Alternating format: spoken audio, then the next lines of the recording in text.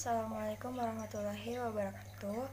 Kami dari kelompok 8 kelas A Pendidikan Pancasila hari ini akan mempresentasikan materi mengenai Pancasila sebagai dasar nilai pengembangan IPTEK.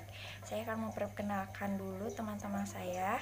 Saya Fadila Cayani Alam, ada Atep, ada Iqbal, juga ada Arkan, juga Lutfi.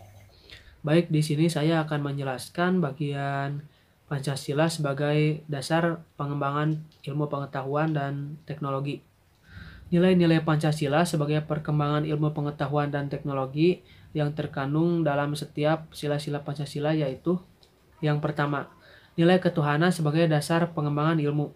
Di sila pertama yaitu ketuhanan yang Maha Esa. Sila ini memberikan dasar bahwa IPTEK tidak hanya memikirkan apa yang ditemukan, apa yang dibuktikan, dan apa yang diciptakan, tetapi harus dipertimbangkan juga maksud dan akibatnya.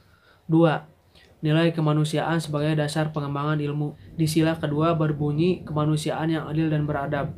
Sila ini memberikan dasar-dasar moralis bahwa manusia dalam mengembangkan IPTEK haruslah dengan cara-cara yang beradab. IPTEK bukan untuk kesombongan dan keserakahan manusia, tapi untuk meningkatkan harkat dan martabat manusia. Nomor 3. Nilai persatuan sebagai dasar pengembangan ilmu. Dan sila ketiga yang berbunyi Persatuan Indonesia. Sila ini mendasari bahwa IPTEK hendaknya dapat menumbuhkan rasa nasionalisme, rasa kebesaran bangsa, serta rasa keluhuran bangsa sebagai bagian dari umat manusia. 4. Nilai kerakyatan sebagai dasar pengembangan ilmu. Dan sila keempat yang berbunyi kerakyatan yang dipimpin oleh hikmah kebijaksanaan dalam permusyawaratan perwakilan. Sila ini mendasari bahwa pengembangan IPTEK itu harusnya bersikap demokratis. Artinya, ilmuwan harus memiliki kebebasan untuk mengembangkan IPTEK. Namun, ilmuwan juga harus menghormati dan menghargai kebebasan orang lain. Yang kelima, nilai keadilan sebagai dasar pengembangan ilmu. Dan sila kelima yang berbunyi keadilan sosial bagi seluruh rakyat Indonesia. Sila ini sebagai dasar dalam pengembangan IPTEK dalam menjaga keseimbangan keadilan dalam kehidupan kemanusiaan. Oke, tadi sudah dijelaskan Pancasila sebagai pengembangan ilmu pengetahuan dan teknologi. Dan sekarang apa hubungannya Pancasila dengan prodi akuntansi? Yaitu untuk memperlihatkan peran Pancasila sebagai rambu-rambu normatif bagi pengembangan ilmu pengetahuan di Indonesia. Baik, mungkin cukup sekian presentasi dari saya mengenai Pancasila sebagai dasar pengembangan ilmu pengetahuan dan teknologi. Dan bagian yang kedua yaitu ada alasan diperlukannya Pancasila sebagai dasar nilai pengembangan ilmu. Pengembangan Pancasila sebagai dasar pengembangan ilmu dapat ditelusuri ke dalam hal-hal sebagai berikut. Yang pertama yaitu ada pluralitas, nilai yang berkembang dalam kehidupan bangsa Indonesia dengan kemajuan IPTEK yang menumbuhkan dalam cara pandang manusia tentang kehidupan. Hal ini membutuhkan refleksi dan renungan agar bangsa Indonesia tidak terjerumus ke dalam keputusan nilai yang tidak sesuai dengan kepribadian bangsa. Yang kedua itu dampak negatif yang ditimbulkan kemajuan IPTEK terhadap lingkungan hidup yang membahayakan eksistensi manusia di masa yang akan datang. Dan yang ketiga, perkembangan IPTEK yang didominasi oleh negara-negara barat yang bisa mengancam nilai-nilai khas kehidupan bangsa Indonesia seperti spiritualitas, gotong royong, solidaritas, musyawarah, dan cita rasa keadilan. Oleh karena itu, diperlukan orientasi untuk menyaring dan menangkap pengaruh dari nilai-nilai global yang tidak sesuai dengan nilai-nilai kepribadian bangsa Indonesia. Dan yang keempat, itu ada alasan Pancasila dijadikan sebagai pengembangan ilmu pengetahuan dan teknologi, yaitu ada dua contoh. Yang pertama itu kerusakan lingkungan yang diakibatkan oleh IPTEK mengakibatkan generasi yang akan datang menerima resiko rawan bencana. Dan yang kedua ada penggunaan benda-benda teknologi yang menggantikan peran nilai-nilai luhur. Yang keempat, gaya hidup global menggantikan nilai-nilai kearifan lokal. Perkembangan ilmu pengetahuan dan teknologi harus berorientasi pada nilai-nilai Pancasila. Sebaliknya, peran Pancasila sebagai paradigma pengembangan ilmu harus sampai penyadaran bahwa seseorang dalam Masalah-masalah yang tidak dapat diatasi oleh berpegang pada kaidah ilmu sendiri, khususnya pertimbangan etis, religius, dan budaya yang bersifat mutlak bagi kehidupan manusia yang berbudaya.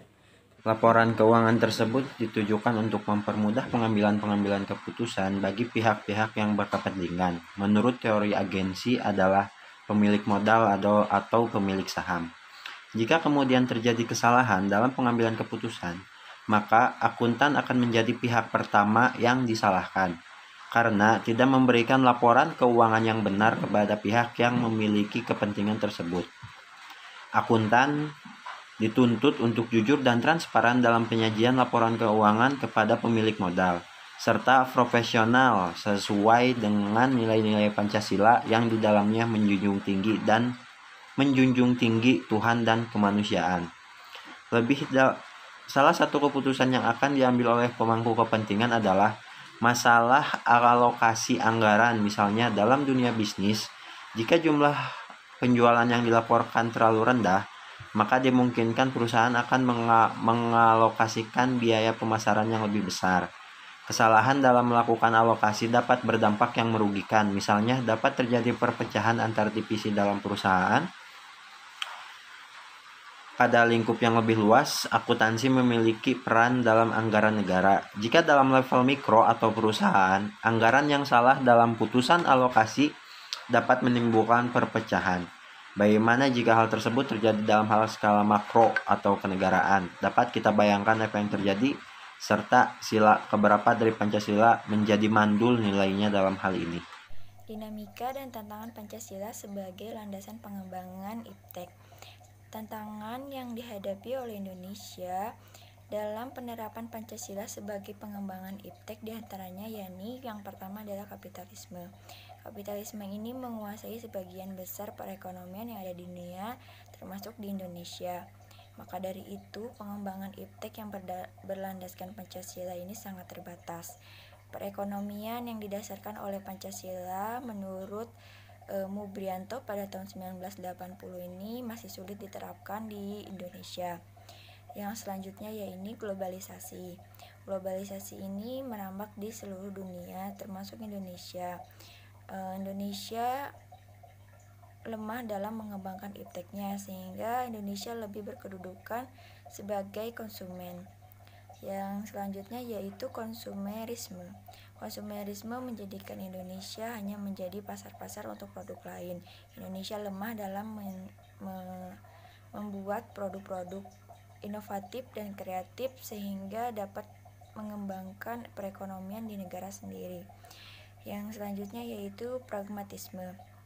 Pragmatisme ini berorientasi pada 3 ciri, yaitu workability yaitu keberhasilan, satisfaction atau kepuasan, dan result atau hasil mewarnai perilaku warga yang ada di Indonesia. Baik, materi yang kami sampaikan cukup sekian. Pesan dan kesan saya selama belajar di pelajaran Pancasila selama 1 semester luar biasa, banyak sekali pelajaran baru yang saya dapatkan, juga banyak hal-hal yang sebelumnya saya tidak tahu sekarang menjadi tahu dan menjadi hidup lebih Pancasila gitu, beretika berdasarkan Pancasila mulai dari bangun tidur hingga tidur lagi, karena memang itu yang terpenting dalam mempelajari pelajaran Pancasila ini. Untuk evaluasinya, semoga semester depan saya dan juga teman-teman akan lebih baik lagi dalam mengerjakan tugas dan memenuhi segala kriteria mata kuliah Pancasila.